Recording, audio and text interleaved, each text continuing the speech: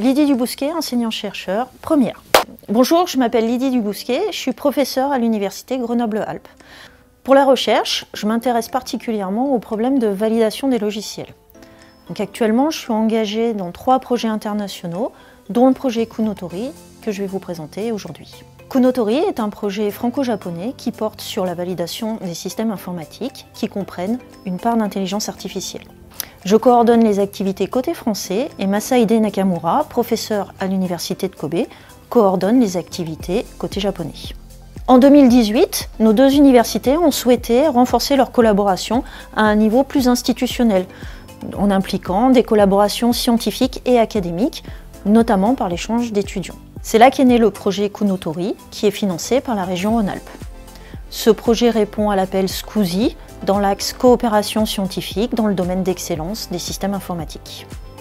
Donc le service des relations internationales de l'UGA nous a aidé à monter le projet et nous aide à faire l'interface avec la région. Concrètement, nous recevons de l'argent de la part de la région pour nos missions à hauteur de 6 000 € par an. D'un point de vue académique, l'objectif du projet est de permettre à des étudiants français de partir à Kobe et à des étudiants japonais de venir en stage ou en visite en France. D'un point de vue scientifique, on s'intéresse essentiellement aux systèmes informatiques qui contiennent une part d'intelligence artificielle.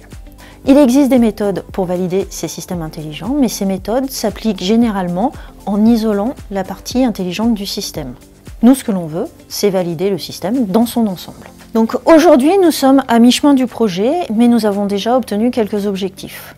4 étudiants français sont déjà partis au Japon en été 2019 et leur travail a donné lieu à une publication. L'hiver suivant, 2 étudiants japonais sont venus pour une courte visite et nous ont présenté les travaux au laboratoire. Depuis, une quinzaine d'étudiants ont travaillé sur le projet en France et au Japon, mais malheureusement, ils n'ont pas pu faire les déplacements à cause de la situation sanitaire. Les enveloppes financières ont heureusement été reportées et on espère pouvoir repartir au Japon dès que la situation s'améliorera. Ce que j'aime particulièrement dans ce projet, c'est de travailler sur des problématiques concrètes avec des collègues qui ont une vision de la recherche et du monde différente, mais complémentaire des miennes. Nos échanges sont plus fructueux quand on est ensemble, au Japon ou en France. C'est pourquoi il est si important de partir en mission. Je tiens donc à remercier chaleureusement la région Auvergne-Rhône-Alpes pour les subventions qu'elle nous accorde. Alors le projet Kunotori il rentre dans le cadre de notre master en partenariat avec l'université de Kobe au Japon. Et nous, notre rôle, ça va être de redévelopper une application mobile qui est équivalente à une application existante au Japon, mais eux, ils utilisent Line, et nous, du coup, on va devoir développer notre propre application avec les technologies de Flutter et Dart.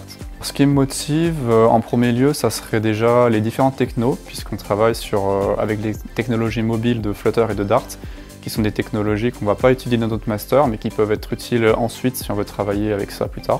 On est très motivé par le fait de pouvoir ensuite interagir avec eux pour, dans un premier temps, leur montrer ce qu'on a fait, et aussi dans un second temps, pouvoir aller là-bas même pour travailler avec eux directement, apprendre leur méthode de travail, voir ce qu'eux ils ont fait et même aller plus loin dans notre projet ensuite.